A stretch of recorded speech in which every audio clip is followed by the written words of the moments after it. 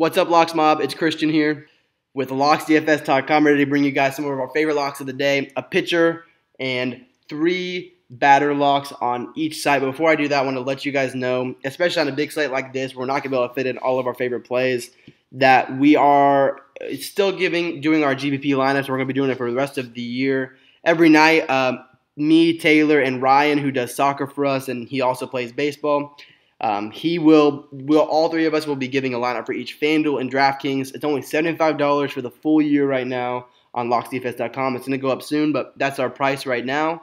So just want to let you guys know that that's there, and that'll have a lot more of our plays and more GPP-oriented plays that we can't fit to our cash lineup. With that said, let's get into the plays today. The first one, everyone's going to have him today. He's a chalk pitcher, and for good reason. It's Jacob deGrom. He's not a great price on FanDuel, but a fine price for what you're getting here. He's going to be cheaper on DK, and we'll get to that. But Diamondbacks are basically just a team on the decline, and they're missing their best player in A.J. Pollock. Strike out 25% of the time against right-handed pitching. 265 BABIP versus righties, the second worst in the league, and the third worst weighted runs created this year.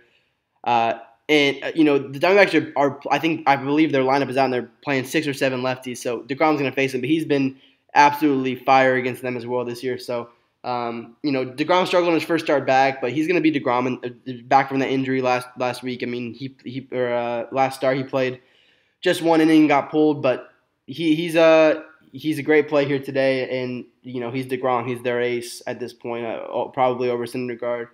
This is a top-10 ballpark for pitchers. He's a strikeout prop of 7 tonight.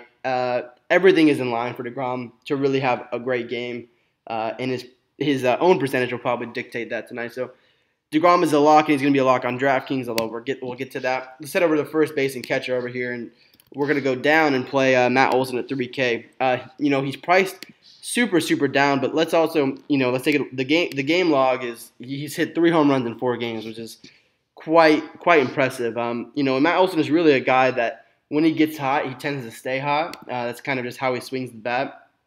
But really, all of these A's lefties are in a great spot, which is why we're going to go on to Matt Joyce. But let me finish talking about Olson real quick. Olson, he's got a 241 ISO versus right-handed pitching this year and a 133 weighted runs created and hard hit rate of 53% against right-handed pitchers. So, I know that's a lot of numbers, but he's been hitting right-handers well all year long. And he's facing a guy who gives up quite a bit of hard hit to lefties. Marco Estrada, 559 xFIP versus lefties. Fly ball pitcher against this team, this A's team that just puts the ball in the air. They put the ball in the air against righties 37.5% of the time. That's the most of any team against right-handed pitching. And on Joyce, just to run off some numbers, you don't really think of Joyce as a power guy, but when we're looking for power, we look for guys that are batting over 180 isolated power, and Joyce is batting 194 versus righties this year, and he's batted above 180 against righties in years past as well. So solid 114 weighted runs created plus for Joyce, and again he's been good against righties his entire career. So both those guys are good, but I will also add that Jed Lowry's in a good spot. Chris Davis has been hitting well, and he's good against righties as well. So really, this whole Oakland lineup is in play here, 1 through 6, I would say. I'd probably stop it there, but those are our 2 favorites, and that's why they're locks. Last, we're going to go to Kyle Seager here at third base against Michael Fulmer. Seager should be batting cleanup tonight, assuming Nelson Cruz is still sidelined with that foot injury. He's hitting the ball really well. Average batted ball speed is up the last 2 weeks. His hard hit percentage is up over 10 percentage points in recent games, and his average batted ball distance is at least 235 feet. Those numbers are all from Fantasy Labs. Fulmer giving up a 351 WOBA, 37% hard hit to left-handed batters. He's a ground ball pitcher, but lefties have managed a 184 home run per 9. So both those there's a few other Detroit bats that we're interested in, namely D. Gordon in the outfield. He's priced down a little bit on both sites. But Seager is probably our favorite. He especially if he bats in that cleanup spot. If he gets moved down to the fifth spot, we'll probably still be rolling with him. But really would like to see him bat in that cleanup. And that's pretty much going to be it over here on FanDuel. So let's hop over to DraftKings, and let's do the same thing. Let's lock in DeGrom. I mean, DeGrom is probably the play that everyone's going to have tonight. First base, also same thing. I think Olson's probably the play here, but I think that again, there's a lot of options here at this first base spot. You got Freddie Freeman at the top, facing Dan Strader. You got Rizzo facing Homer Bailey. I mean, both of those guys, they're 5K, so it's going to be kind of tough to get them in, but they're in great spots, no doubt about it. You've got Jose Abreu, he's solid, but I'd rather be playing Matt Davidson down here against Matt Moore. I think Eric Hosmer's a pretty good play. Nova is facing a lot of lefties, and Nova struggles versus lefties. Hosmer can hit righties well. Smoke's down here. He's in a great spot. I mean, there are a lot of guys that you can play at first base tonight, so I don't really fault you if you go somewhere else. But he's going to be where we're going to go there. We're also going to go Matt Joyce again over here for all the same reasons we said on FanDuel.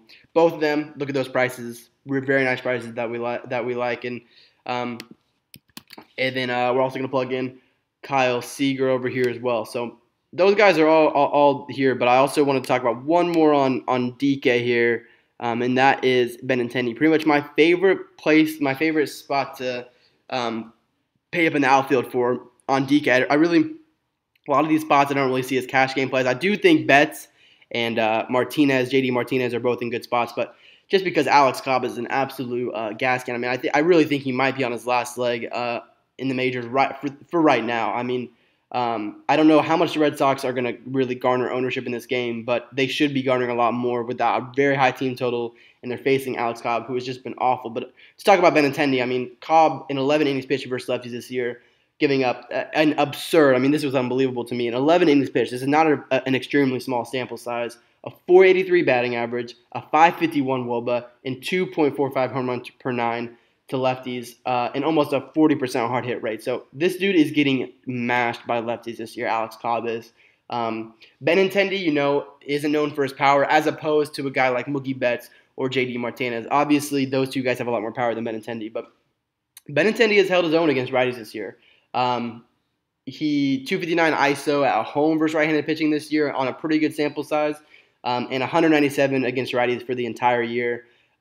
His batting average is a 389 against righties at home. So this is a dude who can get on base. He's going to give you contact, and he also has the little bit of added bonus of stealing base. He got 7 on the year. 6 of those are against righties.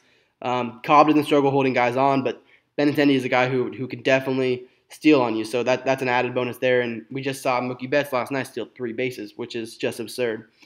And I think if you want to spend up, I think Betts and Martinez are also great. And honestly, you could play both of them here, especially when you're spending down for Seager. Chris Bryant's another guy you can pay up for. Some people maybe pay up for Machado against Pomeranz tonight as well. So there's a lot of different places to pay up, but I really like playing against Alex Cobb tonight.